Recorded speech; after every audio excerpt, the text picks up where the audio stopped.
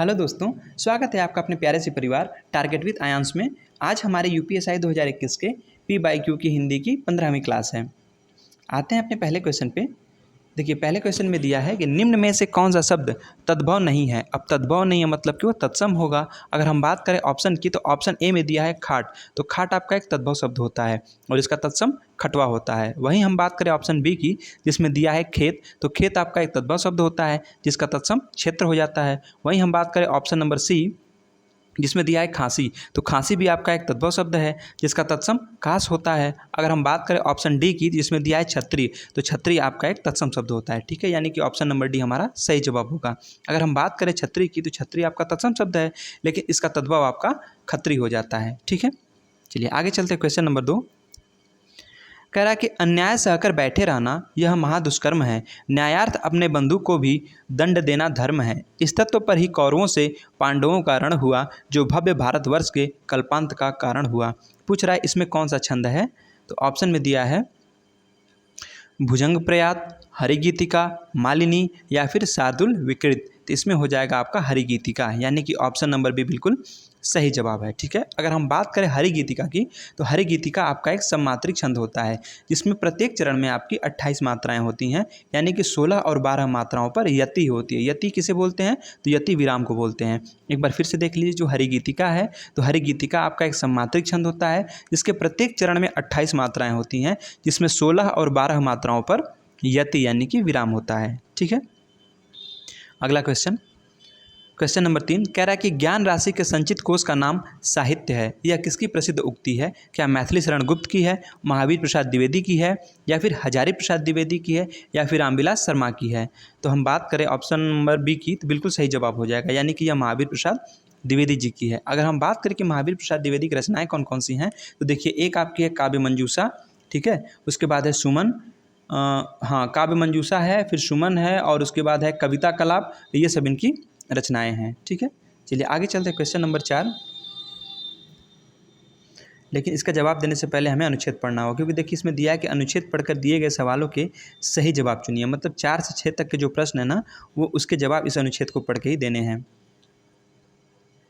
देखिए इसमें दिया है कि जो विद्या की इच्छा रखता है वह विद्यार्थी है। ठीक है, विद्यार्थी के बारे में बताया है कि जो विद्या की इच्छा रखता है वह विद्यार्थी है। मनुष्य जीवन भर कुछ न कुछ सीखने की इच्छा रखता है। ठीक है, क्या कह रहा है कि जो मनुष्य है ना, वो जीवन भर कुछ न कुछ सीखने की इच्छा रखता है। इस दृष्टि से, किस दृष्टि से, जैसे बता रहा है कि इस दृष्टि से वह सदैव विद्यार्थी रहता है। आगे कह रहा है कि किंतु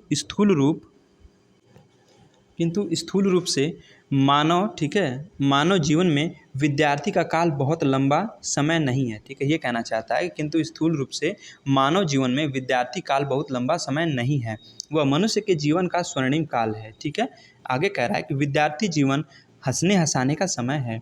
खेल खेल में पढ़ाई का अभ्यास इसी उम्र में होता है। माता पिता लाड़ प्यार करते हैं, परिवारजन स्नेह की वर्षा से अबोध मन को गुदगुदाते हैं।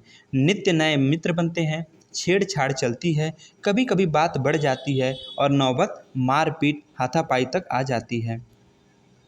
आगे कह रहा है कि परंतु सारा द्वेष, समस्त क्रोध, सारी कड़वाहट दूसरे पल ही नष्ट हो जाता है। आज जिससे लड़े, कल उसी के साथ बैठे मीठी मीठी बातें करने का दृश्य दिखाई देता है। आगे कह रहा है खाने पीने और मौज उड़ाने का यह मस्ताना मौसम चाहे कितना छोटा क्यों न हो, लुभावना और सुहावना होता है। ठीक है, आगे दिया है, इसको ऐसे कर देना, हाँ। आगे कह रहा है कि अतः यह आवश्यक है कि प्रत्येक व्यक्ति अपने जीवन के इस स्वर्णिम काल का, जो लौट कर आने वाला नहीं है, भरपूर लुत्फ उठाए। ठीक है, चलिए आते हैं अपने क्वेश्चन नंबर 4 पे। कह रहा है विद्यार्थी जीवन में आपसी लड़ाई झगड़ा जल्दी समाप्त हो जाने का कारण है। मतलब क्या कारण है? ऑप्शन में दिया है कि अकेले रह जाने का आतंक, ना जी ना, बिल्कुल गलत हो जाएगा। आगे बात करते हैं ऑप्शन नंबर बी, जिसमें दिया है कि अध्यापक द्वारा दंडित किए जाने का भय, ये भी गलत है। आगे बात करें, दिया है बचपन से ही अनुशासन सिखाया जाता है, ये भी बिल्कुल गलत हो जाएगा। और बात करें ऑप्शन नंबर डी की, तो कह रहा है मन की सरल निष्कपट भावना, बिल्कुल सही जवाब होगा। ठीक है, तो क्वेश्चन हमसे पूछा था कि विद्यार्थी जीवन में आपसी लड़ाई झगड़ा जल्दी समाप्त हो जाने का कारण क्या है, तो वो है कि मन की सरल और निष्कपट भावना। ठीक है, चलिए आगे चलते हैं। क्वेश्चन नंबर 5 कह रहा है विद्यार्थी जीवन मोहक है क्योंकि, ठीक है, क्यों है? ऑप्शन में दिया है परिवार, विद्यालय एवं मित्रों के बीच सर्वत्र आत्मीय वातावरण विद्यमान रहता है। आगे कह रहा है कि प्रत्येक इच्छा माता पिता द्वारा पूरी की जाती है, या फिर अल्पकालिक है, या फिर किसी प्रकार के अनुशासन की उपेक्षा नहीं होती है। तो पूछा था आपसे कि विद्यार्थी जीवन मोहक होता है क्यों होता है? क्योंकि देखिए इसमें परिवार, ठीक है, यहाँ पे परिवार, विद्यालय एवं मित्रों के बीच सर्वत्र आत्मीय वातावरण विद्यमान रहता है, यानी कि ऑप्शन नंबर ए बिल्कुल सही जवाब हो जाएगा। क्वेश्चन नंबर 6 कह रहा है प्रस्तुत गद्यांश में किस पर जोर दिया गया है? ऑप्शन में दिया है स्कूली शिक्षा पर, विद्यार्थी जीवन की विशेष मानसिकता पर, अनुशासन पर, या फिर चरित्र निर्माण पर।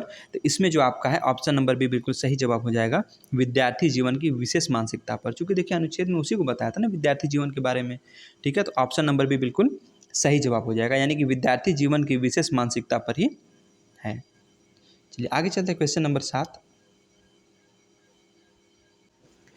क्वेश्चन नंबर 6 में दिया है कि रिपु आंतन की कुंडली करी जोगनी चबात पिबही में पागी मनो जुबती जलेबी खात। पूछा इसमें कौन सा रस है? आपसे रस पूछा है, एक बार फिर से पढ़ते हैं। कह रहा रिपु आंतन की कुंडली करी जोगनी चबात पिबही में पागी मनो जुबती जलेबी खात। इसमें कौन सा रस है? तो क्या इसमें क्रोध रस है, भयानक है, रौद्र है, या फिर विभत्स है? तो इसमें आपका विभत्स रस है, यानी कि ऑप्शन नंबर डी बिल्कुल सही जवाब होगा, ठीक है। अगर हम बात करें विभत्स रस की, तो देखिए जहाँ किसी घटना को देख या सुनकर मन में घृणा, निंदा आदि का भाव उत्पन्न हो जाता है ना, वहाँ पे विभत्स रस होता है। अगर हम बात करें इसके स्थायी भाव की, तो विभत्स रस का स्थायी भाव जुगुप्सा होता है, ठीक है।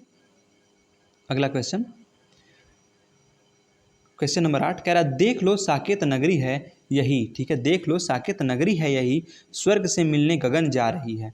पूछा इसमें कौन सा अलंकार है? क्या इसमें रूपक अलंकार है, अतिशोक्ति अलंकार है, श्लेष अलंकार है, या फिर इसमें उपमा अलंकार है? तो इसमें आपका अतिशोक्ति अलंकार है, यानी कि ऑप्शन नंबर बी बिल्कुल सही जवाब हो जाएगा, ठीक है। अगर हम बात करें अतिशोक्ति अलंकार की, देखिए अतिशोक्ति अलंकार में ना बात को बढ़ा चढ़ा कर कहा जाता है, ठीक है। यानी किसी बात को बढ़ा चढ़ा कर जहाँ पे कहा जाता है, जहाँ पे प्रस्तुत किया जाता है, वहाँ पे हमारा अतिशोक्ति अलंकार है, हो जाता है ना। चलिए आगे चलते हैं क्वेश्चन नंबर 9। कह रहा है संधि का विलोम शब्द क्या है? आपसे पूछा है संधि का विलोम, क्या संचय होता है, विभेद, विग्रह, या फिर विरत? तो संधि का विलोम होता है विग्रह। क्या होता है? विग्रह, यानी कि ऑप्शन नंबर सी बिल्कुल सही जवाब हो जाएगा, ठीक है। अगर वही हम बात करें, ऑप्शन देखिए ए में दिया है संचय। अगर हम बात करें संचय के विलोम की, तो संचय मतलब इकट्ठा करना हो जाता है। इसके बात करें इसके विलोम की, तो इसका विलोम हो जाता है व्यय, यानी संचय का विलोम व्यय होता है, ठीक है। देखिए आगे बात करते हैं, ऑप्शन नंबर डी में दिया है विरत, ठीक है। तो विरत का विलोम आपका निरत हो जाता है। क्या होता है? निरत। और एक होता है आपका मूक ना, तो मूक का अगर विलोम पूछे, बहुत ज़्यादा पूछा भी जाता है, तो मूक का विलोम आपका वाचाल होता है। क्या होता है? वाचाल, ठीक है। चलिए आगे चलते हैं क्वेश्चन नंबर 10। कह रहा है अर्थ की दृष्टि से कौन सा शब्द अज से संबद्ध नहीं है? ध्यान दीजिएगा, कह रहा अर्थ की दृष्टि से कौन सा शब्द अज से संबद्ध नहीं है?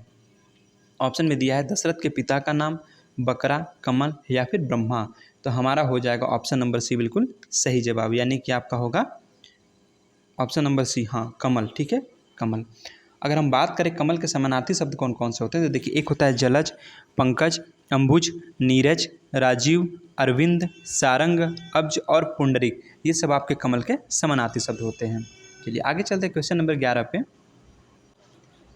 क्वेश्चन नंबर 11 में दिया है गंगा संज्ञा का कौन सा प्रकार है? पूछा जो गंगा है ना, इसमें कौन सी संज्ञा है? क्या भाववाचक संज्ञा है, व्यक्तिवाचक है, जातिवाचक है, या फिर इसमें समूहवाचक संज्ञा है? तो इसमें आपका व्यक्तिवाचक संज्ञा होगा। क्या होगा? व्यक्तिवाचक संज्ञा। देखिए बात करें गंगा की, ठीक है, तो गंगा आपका व्यक्तिवाचक संज्ञा है। लेकिन अगर हम बात करें नदी, ठीक है, अगर कह दें नदी, तो मान लीजिए अगर गंगा ऐसे किसी का नाम हो तो भी व्यक्तिवाचक में जाएगा। या फिर अगर नदी को लेके कहे कि नदी में कौन सी संज्ञा, तो नदी में आपकी जातिवाचक होगी। लेकिन वहीं अगर नदी का नाम दे दे, जैसे गंगा, ब्रह्मपुत्र, कृष्णा, कावेरी, गोदावरी, तो ये सब आपकी व्यक्तिवाचक संज्ञा के अंतर्गत आ जाते हैं, ठीक है। अगला क्वेश्चन, क्वेश्चन नंबर 12 में कह रहा है कि निम्नलिखित में से हिंदी का प्रथम महाकाव्य किसे माना जाता है? ठीक है, क्या विशल देव रासो, खुमान रासो, पृथ्वीराज रासो, या फिर परमार रासो को? तो ऑप्शन नंबर सी बिल्कुल सही जवाब हो जाएगा, यानी कि पृथ्वीराज रासो को। तो हमसे प्रश्न क्या पूछा था? निम्नलिखित में से हिंदी का प्रथम महाकाव्य, तो प्रथम महाकाव्य आपका पृथ्वीराज रासो को ही माना जाता है, ठीक है। चलिए अगर हम बात करें पृथ्वीराज रासो, तो ये आपकी चंद्रबरदाई की रचना है, ठीक है। और खुमार रासो दलपति विजय की है। परमाल रासो जगनिक की है और विसल देव रासो नरपति नाल की है। ठीक है, मतलब पृथ्वीराज रासो आपकी, ठीक है, किसकी रचना है, तो चंद्रबरदाई की है। खुमाल रासो दलपति विजय की है। परमाल रासो जगनिक की है और विसल देव रासो नरपति नाल की है। अगला क्वेश्चन कह रहा निम्नलिखित में से कौन सा शब्द पुल्लिंग है। आपसे पूछा है कौन सा शब्द पुल्लिंग है। ऑप्शन में दिया है मेहनत, आहार, रंगत या फिर चाहत। ठीक है, इसका हो जाएगा आपका ऑप्शन नंबर बी यानी कि आहार, है ना। आपसे पूछा है पुल्लिंग, नहीं कहते कि आहार अच्छा है, ये थोड़ी ना कहते कि आहार अच्छी है। आहार क्या है, अच्छा है, यानी कि ऑप्शन नंबर बी बिल्कुल सही जवाब हो जाएगा। ठीक है, चलिए आगे चलते हैं। क्वेश्चन नंबर 14 कह रहा है निम्न में से कौन सा शब्द तद्भव नहीं है। अब देखिए तद्भव नहीं है मतलब तत्सम होगा। ऑप्शन में दिया है दूध, दमन, दूज या फिर दही। तो दही आपका क्या होता है, वो तो खैर पुल्लिंग होता है, स्त्रीलिंग पुल्लिंग की बात करें तो दही आपका पुल्लिंग हो जाता है। लेकिन हमसे यहाँ पे पूछा है तद्भव नहीं है, मतलब वो तत्सम पूछा है आपसे। ठीक है, तो तत्सम हमारा हो जाएगा इसमें दमन, यानी कि ऑप्शन नंबर बी बिल्कुल सही जवाब है। ठीक है, यानी दमन आपका क्या होता है, एक तद्भव शब्द होता है। ठीक है, हमसे क्या पूछ, नहीं तत्सम होता है ना, क्योंकि पूछा तद्भव नहीं है, तो दमन आपका एक तत्सम शब्द हो जाएगा। लेकिन इसका तद्भव होता है दबाना। ठीक है, क्या होता है, दबाना। वहीं हम बात करें दुग्ध की, तो दूध की, तो दूध आपका एक तद्भव होता है। ठीक है, दूध क्या होता है, एक तद्भव होता है, इसका तत्सम दुग्ध हो जाता है। अगर वहीं हम बात करें आगे, जैसे दिया है दूज। ठीक है, तो दूज आपका एक तद्भव शब्द है, इसका तत्सम, ठीक है, इसका जो तत्सम होता है दूज का वो होता है द्वितीया। ठीक है, क्या हो जाता है, द्वितीय हो जाता है। ठीक है, और दही भी आपका क्या है, तो दही भी आपका एक तद्भव शब्द है, इसका तत्सम दधि हो जाता है। तो दही क्या है, तद्भव, और इसका तत्सम दधि होता है। आगे चलते हैं। क्वेश्चन नंबर 15 कह रहा है हिंदी में तुलनात्मक आलोचना का प्रारंभ किसने किया। ठीक है, यानी तुलनात्मक आलोचना का प्रारंभ किसने किया। क्या महावीर प्रसाद द्विवेदी ने किया, या फिर पदम सिंह शर्मा ने किया, या मिश्र बंधु ने, या फिर लाला भगवान दीन ने, किसने किया था। तो इसका हो जाएगा आपका ऑप्शन नंबर बी बिल्कुल सही जवाब है, यानी कि पद्म सिंह शर्मा ने। ठीक है,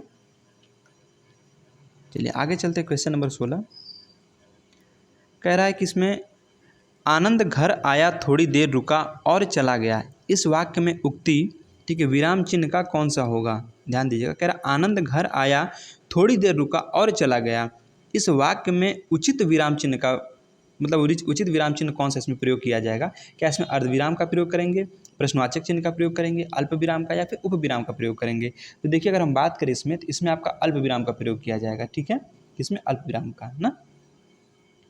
चलिए अगर हम बात करें आगे क्वेश्चन नंबर 17 की, तो इसमें कह रहा है कि जैसा करोगे वैसा भरोगे। ठीक है, इसमें सर्वनाम का कौन सा भेद है। क्या इसमें अनिश्चयवाचक सर्वनाम है, निश्चयवाचक है, प्रश्नवाचक है, या फिर संबंधवाचक है। तो इसमें जो आपका हो जाएगा वो संबंधवाचक, क्योंकि देखिए एक संबंध की बात कर रहे हैं यहाँ पे ना, कि जैसा करोगे वैसा भरोगे। मतलब अगर हम बात करें जैसा वैसा, ये संबंधवाचक सर्वनाम के ही अंतर्गत आता है। तो जैसा करोगे वैसा भरोगे, मतलब इसमें आपका संबंधवाचक सर्वनाम हो जाता है। और अनिश्चयवाचक सर्वनाम जिसमें अनिश्चितता का बोध होता है ना। प्रश्नवाचक में प्रश्न किया जाता है। चलिए आगे चलते हैं। क्वेश्चन नंबर 18 कह रहा है कि इसमें बात बड़ी सरस से नहीं, बात बड़ी सरस थे कहते बिहारी, छोटे बड़े सकल का हित चाहते थे, अत्यंत प्यार संग थे, मिलते सबों से सहायक बड़े दुख के दिनों के, में कौन सा छंद है। एक बार फिर से पढ़ते हैं। कह रहा बात बड़ी सरस थे कहते बिहारी, छोटे बड़े सकल का हित चाहते थे, अत्यंत प्यार संग थे, मिलते सबों से सहायक बड़े दुख के दिनों के। इसमें पूछा है कौन सा छंद है। क्या इसमें वसंत तिलका है, मंदाक्रांता है, शवैया है, या फिर इसमें बरवा है। तो इसमें आपका कौन सा होगा, इसमें आपका वसंत तिलका है। ठीक है, यानी कि ऑप्शन नंबर ए बिल्कुल सही जवाब। अगर हम बात करें इसमें, ठीक है, वसंत तिलका की, तो जो वसंत तिलका छंद होता है ना, ठीक है, इसके प्रत्येक चरण में 14 वर्ण होते हैं। कितने होते हैं, 14 वर्ण। ठीक है, और इसमें जो होता है ना, जो मतलब वसंत तिलका है, इसमें आपका एक तगड़, एक भगड़, दो जगड़ और अंत में दो गुरु होते हैं। ठीक है, और इस छंद में 14वें वर्ण पर यति होती है। यति मतलब विराम होता है। तो जो वसंत तिलका होता है ना, वसंत तिलका के बारे में हमने ये बताया, इसमें क्या होता है, इसके प्रत्येक चरण में 14 वर्ण होते हैं, और इसमें क्या होता है ना, क्रमशः एक तगड़, एक भगड़, दो जगड़ और अंत में दो गुरु होते हैं। और इस छंद के अंत में, नहीं ऐसे कह सकते हैं कि इस छंद में जो 14वां वर्ण होता है ना, इन 14वें वर्ण पे आपकी यति यानी कि विराम हो जाता है। ठीक है, अगला क्वेश्चन, क्वेश्चन नंबर 19 कह रहा निम्नलिखित में से भाववाच्य वाक्य का चयन कीजिए। पूछा आपसे भाववाच्य वाक्य कौन सा है। ऑप्शन में दिया है मैं उठ नहीं सकता, आगे कह रहा है कि हमारे द्वारा रास्ता आसानी से पार किया गया, उसके द्वारा भोजन पकाया गया, या फिर आगे दिया है ऑप्शन नंबर डी में कि मेरे भाई से लड़ा नहीं जा सका।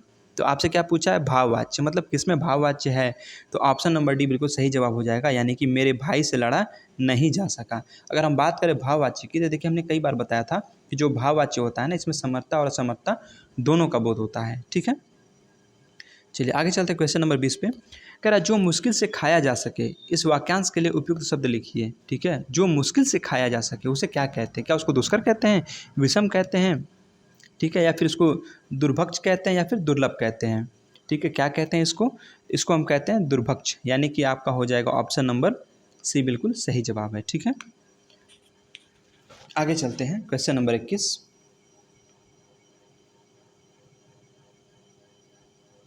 क्वेश्चन नंबर 21 में कह रहा है अमीर खुसरो के ढंग पर मुकरियाँ किसने लिखी। ठीक है, अमीर खुसरो के ढंग पर मुकरियाँ किसने लिखी, ऑप्शन में दिया है अंबिकादत्त व्यास, गिरधर कविराय, हरिऔध या फिर भारतेंदु। तो इसका हो जाएगा आपका ऑप्शन नंबर डी, यानी कि भारतेंदु ने। ठीक है, चलिए अगले क्वेश्चन पे चलते हैं। क्वेश्चन नंबर 22 कह रहा है हिंदी की ज्ञानपीठ पुरस्कार प्राप्त सर्वप्रथम कृति कौन सी है। ऑप्शन में दिया है कितनी नावों में कितनी बार, उर्वशी, चिदम्बरा या फिर यामा। तो ऑप्शन नंबर सी बिल्कुल सही जवाब हो जाएगा, चिदम्बरा। और हमसे क्वेश्चन क्या पूछा था कि हिंदी की ज्ञानपीठ पुरस्कार प्राप्त सबसे पहली कृति कौन सी है, तो आपकी चिदम्बरा होगी। ठीक है, अगला क्वेश्चन कह रहा निम्नलिखित में से कौन सा शब्द तनय का पर्यायवाची है। आपसे पूछा है तनय का पर्यायवाची क्या रात होता है, पुत्र, सागर या फिर पत्नी। तो अगर हम बात करें तनय की, तो तनय का जो पर्यायवाची है ना वो पुत्र होता है। क्या होता है, पुत्र, यानी कि ऑप्शन नंबर बी बिल्कुल सही जवाब होगा। ठीक है, अगर हम बात करें कि तनय के और कौन कौन से पर्यायवाची होते हैं, तो देखिए एक तो पुत्र होता ही है, बेटा भी होता है, लड़का भी होता है, आत्मज भी होता है और सुत होता है। सुत तो मोस्ट इंपॉर्टेंट है। ठीक है, तो सुत आपका लड़के का मतलब इसका तनय का पर्यायवाची होता है। ठीक है ना, चलिए आगे चलते हैं क्वेश्चन नंबर 24 पे। कह रहा उत्थान शब्द में कौन सा उपसर्ग है। आपसे पूछा है कौन सा उपसर्ग है, क्या उत उपसर्ग है, उत उपसर्ग है, उ उपसर्ग है, फिर उता उपसर्ग है। तो इसमें आपका हो जाएगा उत उपसर्ग है। ठीक है, यानी कि आपका ऑप्शन नंबर ए बिल्कुल सही जवाब। इसका हम संधि विच्छेद करते तो होता है ना उत प्लस थान, यानी कि उत्थान। ठीक है, तो आपका इसमें उत उपसर्ग हो जाएगा, यानी कि ऑप्शन नंबर ए बिल्कुल सही जवाब है। ठीक है, अगर हम बात करें कि उत उपसर्ग से और कौन कौन से शब्द बनते हैं, तो देखिए एक होता है उसमें उत्तीर्ण। उत्तीर्ण में भी आपका उत उपसर्ग होता है। उत्पादन, उत्पाद, उत्थान, उत्कृष्ट और उत्कर्ष, इसमें आपका उत उपसर्ग हो जाता है। आगे चलते हैं अगले क्वेश्चन पे। क्वेश्चन नंबर 25 में कह रहा है कि निम्नलिखित बोलियों में से किस बोली का विकास सौर सैनी अपभ्रंश से नहीं हुआ है। ऑप्शन में दिया है बघेली, बुंदेली, कन्नौजी या फिर ब्रजभाषा। तो ऑप्शन नंबर ए बिल्कुल सही जवाब हो जाएगा, बघेली। और हमसे क्वेश्चन क्या पूछा था कि निम्नलिखित बोलियों में से कौन सी बोली का जो विकास है ना वो सौर सैनी अपभ्रंश से नहीं हुआ है, तो आपकी बघेली है। ठीक है, अगला क्वेश्चन कह रहा है बच्चा रो रहा है, इस वाक्य में क्रिया का कौन सा प्रकार है। क्या ये अनेकार्थक क्रिया है, अकर्मक क्रिया है, पूर्वकालिक क्रिया है या फिर इसमें सकर्मक क्रिया है। इसमें आपका अकर्मक क्रिया है। ठीक है, यानी कि ऑप्शन नंबर बी बिल्कुल सही जवाब हो जाएगा। ठीक है, ऑप्शन नंबर बी। चलिए आगे चलते हैं क्वेश्चन नंबर 27। कह रहा है बचपन संज्ञा का कौन सा प्रकार है। आपसे पूछा है जो बचपन है ना इसमें संज्ञा का कौन सा प्रकार है। क्या ये जातिवाचक संज्ञा है, समूहवाचक है, भाववाचक है या फिर व्यक्तिवाचक संज्ञा है। तो इसमें आपका भाववाचक संज्ञा है। ठीक है, भाववाचक, यानी कि ऑप्शन नंबर सी बिल्कुल सही जवाब हो जाएगा। आगे चलते हैं क्वेश्चन नंबर 28 पे। क्वेश्चन नंबर 28 में कह रहा है कबीरा सोई पीर है, जे जाने पर पीर, जे पर पीर न जानी सो काफिर बेपीर। पूछा इसमें कौन सा अलंकार है। क्या इसमें श्लेष अलंकार है, रूपक अलंकार है, पुनरुक्ति है या फिर इसमें यमक अलंकार है। तो इसमें आपका यमक अलंकार हो जाता है। ठीक है, यानी कि ऑप्शन नंबर डी बिल्कुल सही जवाब है। ठीक है, अगर हम बात करें यमक अलंकार की, तो देखिए जहाँ एक ही शब्द दो या दो से अधिक बार आए किंतु उनके अर्थ जो है ना अलग अलग होते हैं, तो वहाँ पे आपका यमक अलंकार होता है। ठीक है, चलिए अगला क्वेश्चन, क्वेश्चन नंबर 29। कह रहा उसके द्वारा लिखा नहीं जा सकेगा, इस वाक्य में वाच्य का कौन सा प्रकार है। क्या ये कर्तृवाच्य है, कर्मवाच्य है, भाववाच्य या फिर इनमें से कोई नहीं। तो इसमें हो जाएगा आपका भाववाच्य। देखिए अभी पीछे ही हमने बताया था कि जिसमें असमर्था और असमर्था दोनों का बोध होता है वहाँ पे हमारा भाववाच्य होता है। तो इसमें दिया है कि उससे लिखा नहीं जा सकेगा। नहीं जा सकेगा मतलब कहाँ, यहाँ अगर बात करें हम तो यहाँ पर असमर्था का बोध हो रहा है, तो इसलिए यहाँ पर आपका भाववाच्य सही जवाब होगा। चलते हैं क्वेश्चन नंबर 30 पे। कह रहा दक्षिण भारत की भाषाएं किस परिवार की हैं। जो दक्षिण भारत की भाषाएं हैं ना वे किस परिवार की हैं। क्या वह द्रविड़ परिवार की हैं, आर्य परिवार की हैं या फिर दोनों हैं, मतलब द्रविड़ और आर्य दोनों हैं या फिर इनमें से कोई नहीं। इसका हो जाएगा आपका ऑप्शन नंबर ए बिल्कुल सही जवाब। यानी कि बात करें दक्षिण भारत, देखिए द से दक्षिण होता है, द से द्रविड़, यानी दो दक्षिण भारत की भाषाएं होती हैं ना, ठीक है, वो आपके द्रविड़ परिवार की होती हैं। मतलब जितनी भी आपके दक्षिण भारत की भाषाएं वो आपके द्रविड़ परिवार के अंतर्गत आ जाती हैं। चलिए आगे चलते हैं क्वेश्चन नंबर 31 पे। क्वेश्चन नंबर 31 में कह रहा है, इसमें कह रहा है कि निम्नलिखित में से कौन सा शब्द स्त्रीलिंग नहीं है। स्त्रीलिंग नहीं है मतलब वो पुल्लिंग आपसे पूछा है। इच्छा, झुरमुट, अंत्येष्टि या फिर निराशा। अगर हम बात करें यहाँ पे तो आपका ऑप्शन नंबर भी बिल्कुल सही जवाब हो जाएगा, झुरमुट। ठीक है, तो झुरमुट हमारा क्या है, स्त्रीलिंग शब्द नहीं है। ठीक है, बाकी देखिए इच्छा हुई, अंत्येष्टि बहुत ज़्यादा तो इंपॉर्टेंट है, अंत्येष्टि और निराशा ये सब आपके स्त्रीलिंग शब्द हैं, लेकिन झुरमुट आपका स्त्रीलिंग नहीं है, ये आपका एक पुल्लिंग होता है। ठीक है, जिसे कहते हैं ना झुरमुट बड़ा है, तो वो आपका पुल्लिंग हो जाता है। आगे चलते क्वेश्चन नंबर 32 पे, कह रहा आपके घर मैं स्वयं आया था। अब देखिए स्वयं के नीचे अंडरलाइन किया है, पूछा इस वाक्य में अधोरेखित शब्द, अधोरेखित मतलब पूछा आपसे स्वयं में, ठीक है, इस शब्द में सर्वनाम का कौन सा प्रकार है ये बताना है आपको। क्या इसमें निश्चयवाचक सर्वनाम है, संबंधवाचक सर्वनाम है, अनिश्चयवाचक है या फिर इसमें निजवाचक है। तो इसमें आपका हो जाएगा, ठीक है, इसमें आपका हो जाएगा निजवाचक सर्वनाम, यानी कि ऑप्शन नंबर डी बिल्कुल सही जवाब। देखिए इसमें बात करें हम तो कह रहा है मैं घर, सॉरी आपके घर में स्वयं आया था, मतलब खुद की बात कर रहा है। जहाँ पे खुद की बात होती है ना वहाँ पे निजवाचक सर्वनाम हो जाता है। ठीक है, तो दोस्तों आज थोड़ा समय का अभाव है जिसके वजह से आज हम 32 क्वेश्चन ही रखते हैं, बाकी अगली क्लास से हम 40 के 40 पूरे क्वेश्चन करेंगे।